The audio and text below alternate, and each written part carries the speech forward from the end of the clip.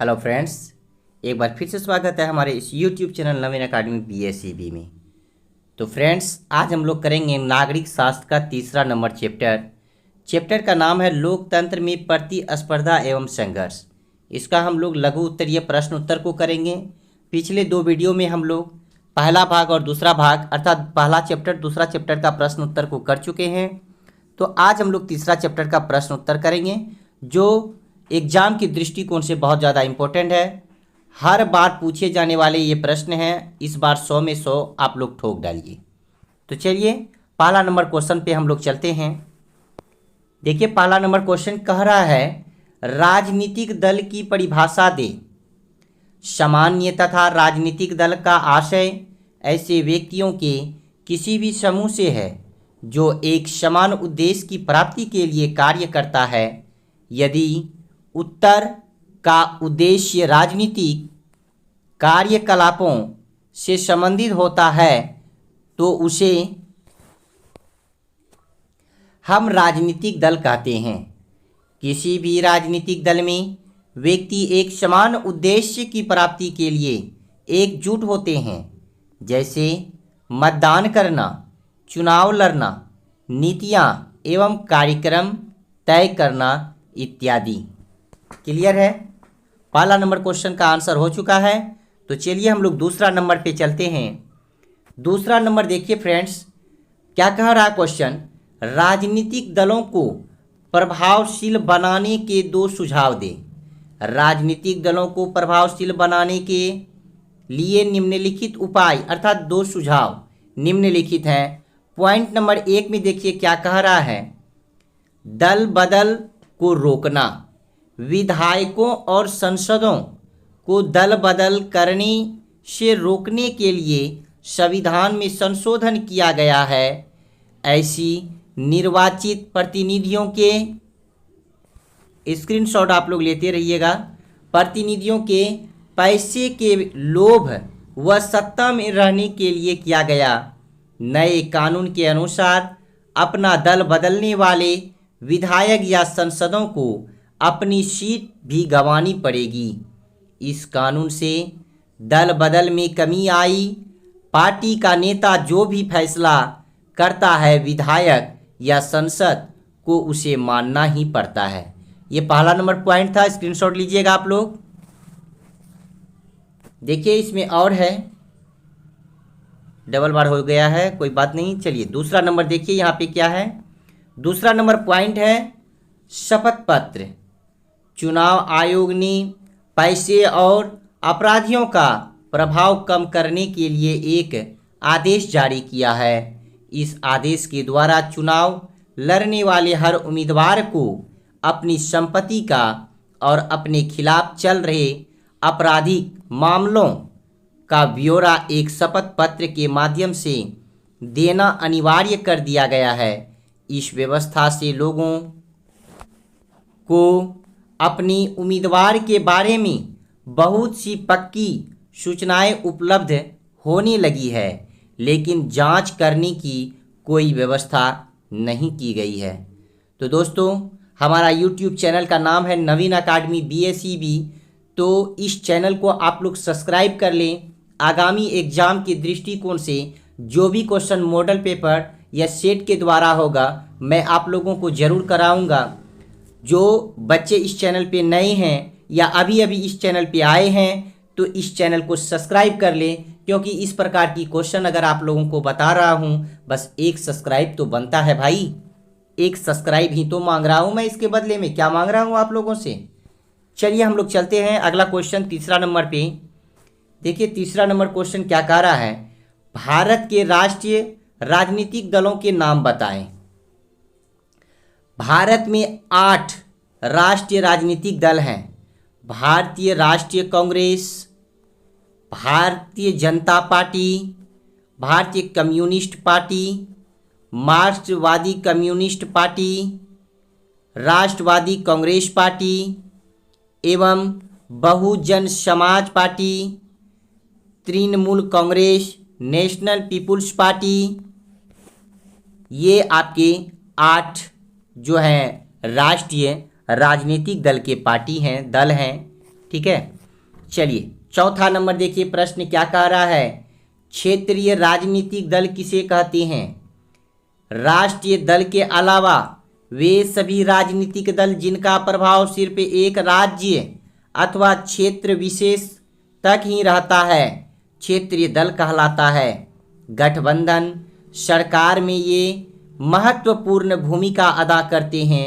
उदाहरण के तौर पे ले लीजिए जनता दल यूनाइटेड, राष्ट्रीय जनता दल इत्यादि, ये क्षेत्रीय राजनीतिक दल के उदाहरण हैं। क्लियर है। चलिए पांचवा नंबर प्रश्न देखिए, क्या कह रहा है, राजनीतिक दलों का मुख्य लक्ष्य क्या होता है। चुनाव में जनता के समर्थन से बहुमत प्राप्त करना, बहुमत प्राप्ति के बाद सरकार का गठन करना, ये राजनीतिक दलों का मुख्य लक्ष्य होता है। क्लियर है। देखिए अगला प्रश्न है छठा नंबर, राजनीतिक दल किस प्रकार जनता एवं सरकार के बीच कड़ी का काम करते हैं। राजनीतिक दलों के प्रमुख कार्यों में से एक है जनता एवं सरकार के बीच एक कड़ी के रूप में कार्य करना। राजनीतिक दल ही जनता की समस्याओं और आवश्यकताओं को सरकार के सामने रखते हैं। इसके लिए वे आंदोलनों का भी सहारा लेते हैं। राजनीतिक दल सरकार की कल्याणकारी योजनाओं और कार्यक्रमों को जनता तक पहुंचाने का भी कार्य करते हैं। क्लियर है। आप लोग स्क्रीनशॉट लेते रहिएगा।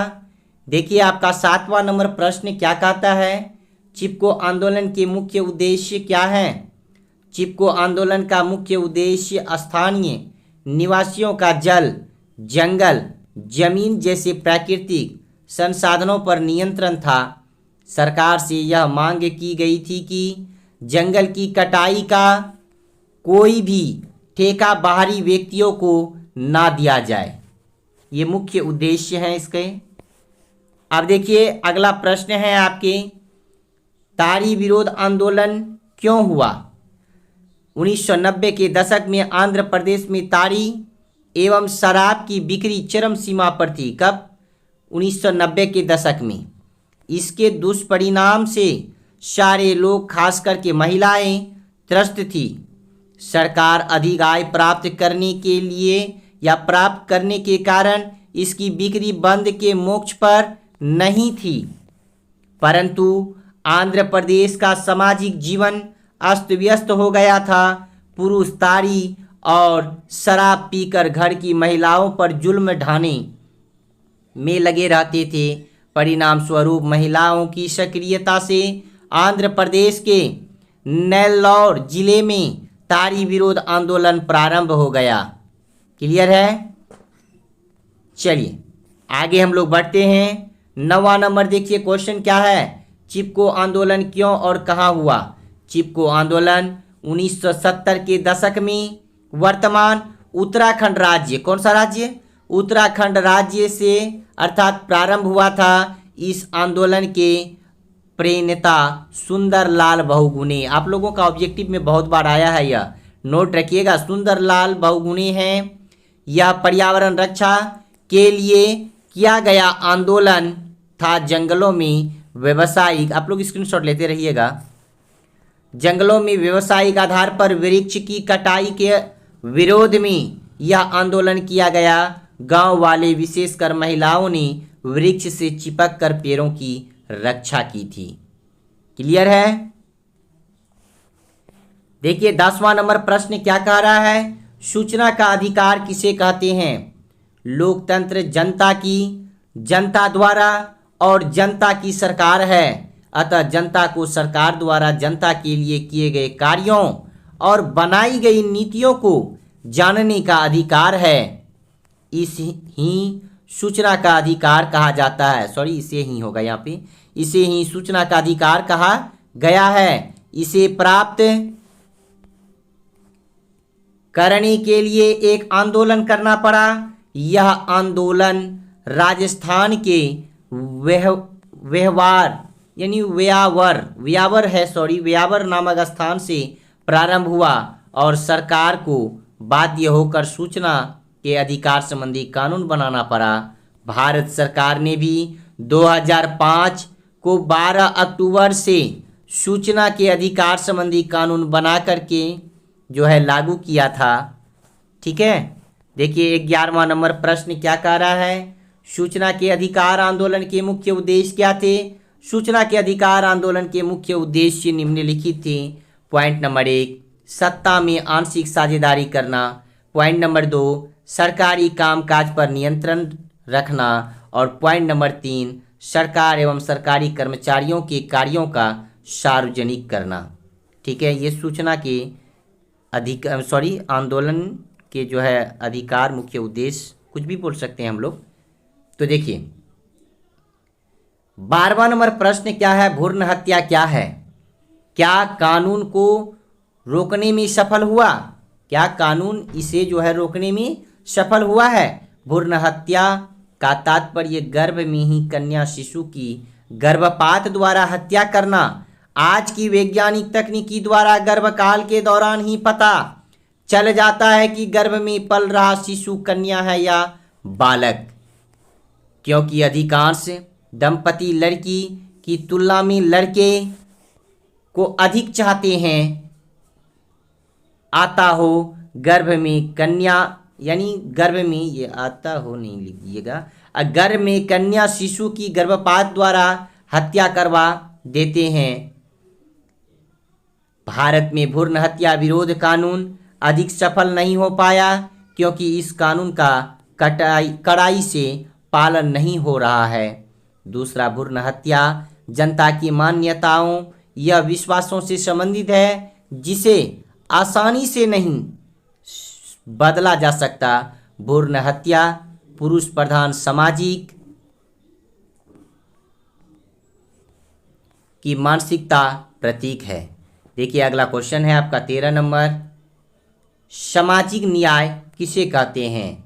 लोगों को राजनीतिक, सामाजिक और आर्थिक जीवन में पाए जाने वाले असमानता को समाप्त करना और सभी लोगों को विकास का समुचित अवसर उपलब्ध कराना सामाजिक न्याय कहलाता है। क्लियर है।